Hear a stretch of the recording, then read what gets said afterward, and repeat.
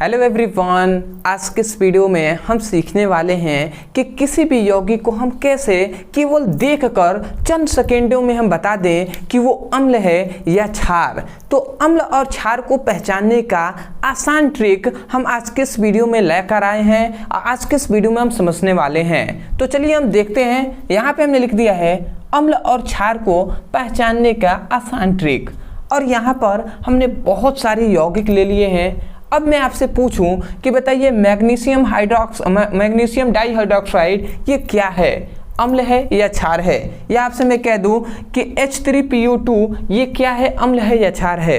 तो अभी आप देखकर नहीं बता सकते, ठीक है, परंतु अगर वीडियो के अंत होने के बाद आप देखकर केवल आप बता देंगे कि हाँ ये अम्ल है और ये क्षार है। तो चलिए हम उस ट्रिक के बारे में जान लेते हैं। तो यहाँ पे हम लिखते हैं ट्रिक्स। तो सबसे पहले हम जानते हैं कि अम्ल को कैसे पहचानने, इसको हम सीखते हैं। तो यहाँ पे मैं लिखता हूँ अम्ल।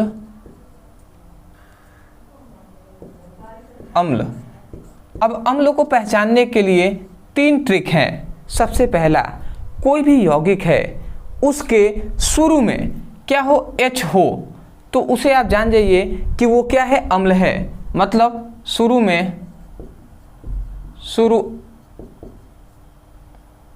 शुरुआत में क्या हो, शुरुआत में हाइड्रोजन हो। यदि किसी भी यौगिक के शुरू में यदि H है तो वो सभी क्या है, अम्ल होंगे। जैसे यहाँ पे लिखा गया है HCOOH, यहाँ पे देखेंगे तो यहाँ पर H दिखाई दे रहा है, ये सभी क्या होंगे, ये सभी अम्ल होंगे। तो ये क्या है, अम्ल है। आशा कर रहे हैं आप समझ रहे होंगे। दूसरा एक और ट्रिक आप जान जाइए। दूसरा, कोई भी यौगिक है और उसके यदि अंत में क्या आ जाता है, COOH आ जाता है, तो वो भी क्या कहलाएंगे, अम्ल ही कहलाएंगे। और तीसरा एक और है कि कोई भी अधातु के ऑक्साइड होंगे, वो भी सब क्या कहलाएंगे, अम्ल कहलाएंगे। अधातु के ऑक्साइड, अधातु के ऑक्साइड।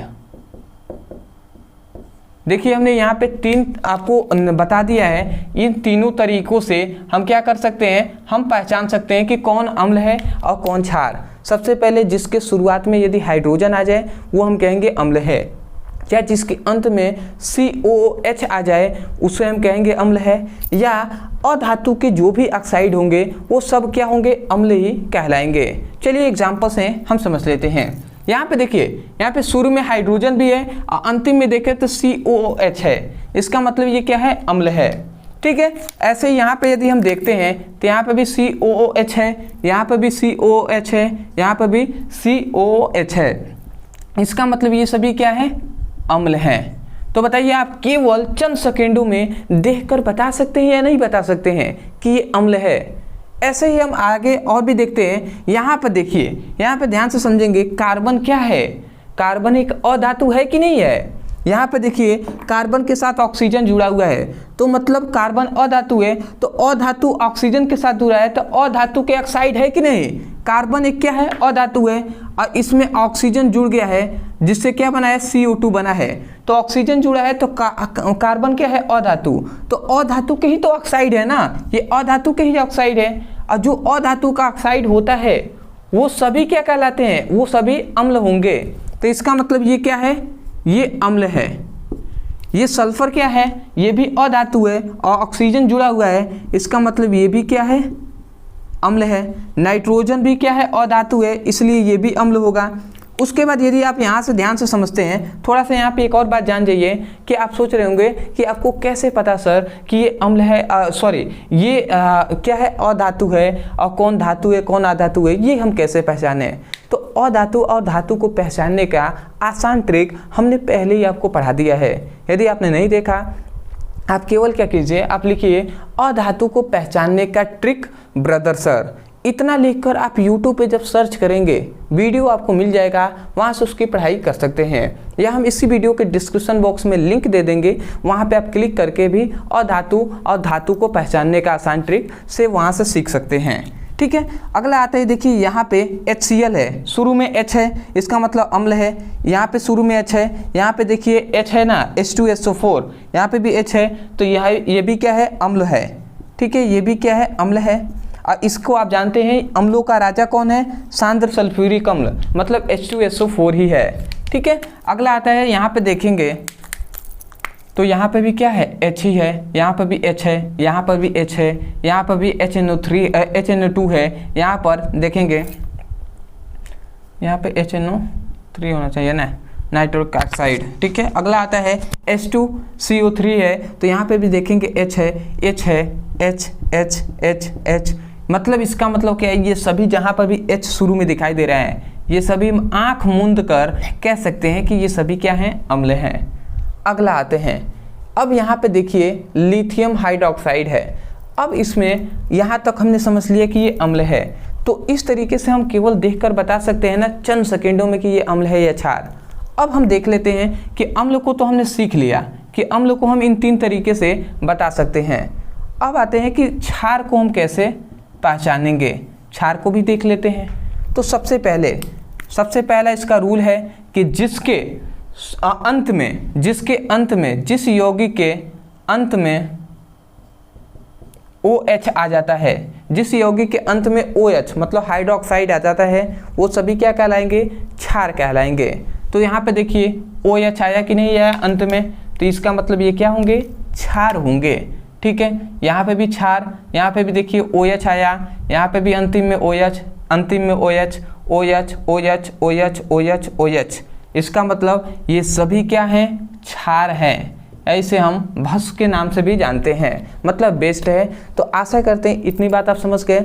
एक और नियम से हम इसको पहचान सकते हैं। दूसरा एक और होता है कि जितने भी धातु के ऑक्साइड होते हैं वो सभी भी क्या कहलाते हैं, क्षार कहलाते हैं। किसके, धातु के ऑक्साइड। मतलब क्या, धातु के ऑक्साइड का मतलब होता है धातु के साथ यदि ऑक्सीजन जुड़ा हुआ है वो सभी यौगिक क्या कहलाएंगे, क्षार कहलाएंगे। जैसे कि यहाँ पे देखेंगे तो यहाँ पे देखिए कैल्शियम के साथ ऑक्सीजन जुड़ा हुआ है। कैल्शियम क्या है, धातु है ना, ऑक्सीजन जुड़ा हुआ है, इसका मतलब ये भी क्या है, क्षार है। ठीक है। यहाँ पे देखिए तो यहाँ पे भी धातु के साथ ऑक्सीजन जुड़ा हुआ है, यहाँ पे भी धातु के साथ ऑक्सीजन जुड़ा हुआ है, यहाँ पे भी देखेंगे oxygen oxygen oxygen oxygen oxygen, मतलब यहाँ पे देखेंगे तो ऑक्सीजन जिसके साथ भी जुड़ा है वो सभी क्या कहलाएंगे, धातु कहलाएंगे। ठीक है, धातु नहीं मतलब क्या कहलाएंगे, क्षार क्षार कहलाएंगे।